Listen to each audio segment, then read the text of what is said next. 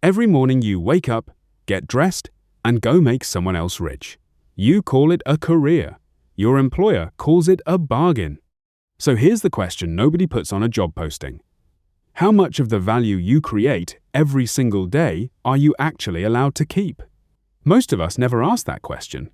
We negotiate salary once, sign a contract, and then spend the next decade assuming the arrangement is fair, because it's legal. Legal and fair are not the same thing, and the difference between them is where your employer's profit lives. Think of it like a lemon stand. You squeeze the lemons, make the juice, serve the customers, and collect the cash. Your employer owns the stand. At the end of the day, they hand you a fixed amount and keep the rest regardless of how many lemons you squeezed. The stand always wins. The squeezer gets a wage. Now here is where the pyramid part starts to matter. Think about who sits at the top of your company. The CEO, the executives, the board. They capture the most value. Below them, middle management captures less. Below them, individual contributors, the people actually doing the work, capture the least per unit of value created. The structure looks exactly like a pyramid. The base is wide, the money flows up, and the people at the bottom generate the most raw output while keeping the smallest share of it. But here is the part that makes this different from an illegal pyramid scheme. In a Ponzi or illegal pyramid, the people at the bottom are defrauded. They're promised returns that don't exist. In your 9 to 5, the people at the bottom are paid exactly what they agreed to. The contract is honored. The wage is delivered. The system is not dishonest. It is just designed so that the person setting the wage, the employer, will always set it at the lowest number you will accept, not the highest number your work is worth. Think of your salary negotiation like a poker game, where one player can see both hands. Your employer knows roughly what your role generates in revenue. You almost never do. You negotiate based on what you need to survive, what the market seems to pay, what you earned last year. Your employer negotiates based on what your output is actually worth to the business minus the minimum they need to offer to get you to say yes.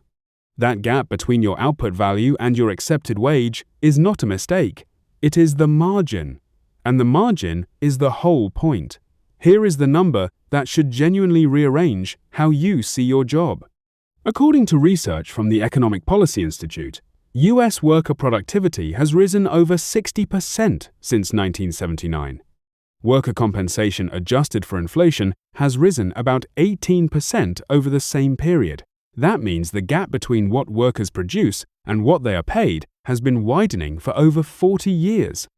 You are more productive than any generation of workers in history. You are not being paid like it. The value you create did not disappear.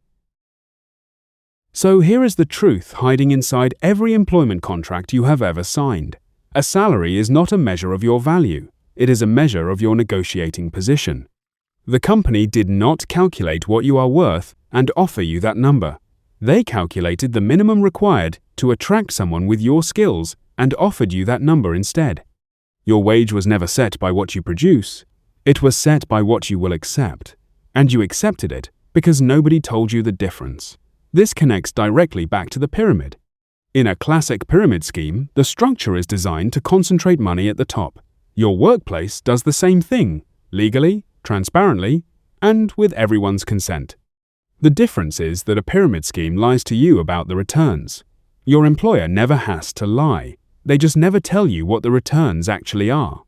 You signed a contract for a fixed wage in exchange for unlimited upside to the business. That is not fraud. That is capitalism.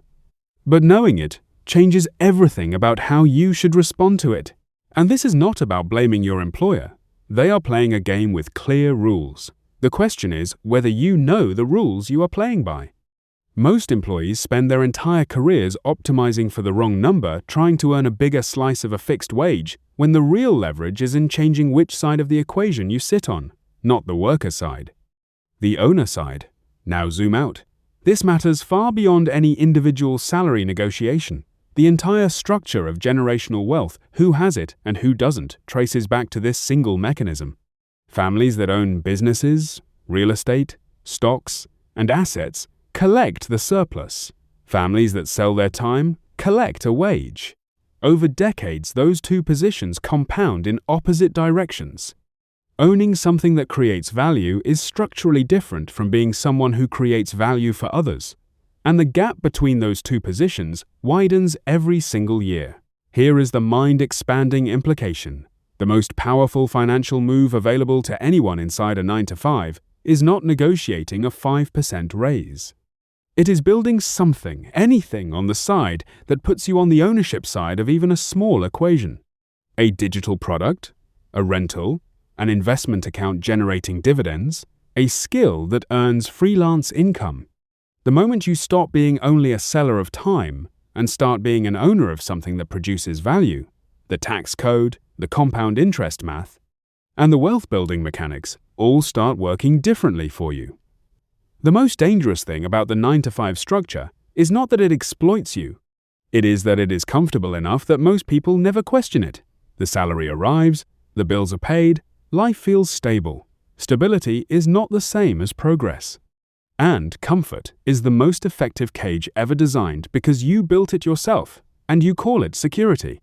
Your 9-to-5 was never designed to make you wealthy. It was designed to make your employer wealthy with your help, at a price you agreed to without knowing your own value. The system is not broken. It is working exactly as designed. The only question left is, now that you know the design, what are you going to build instead?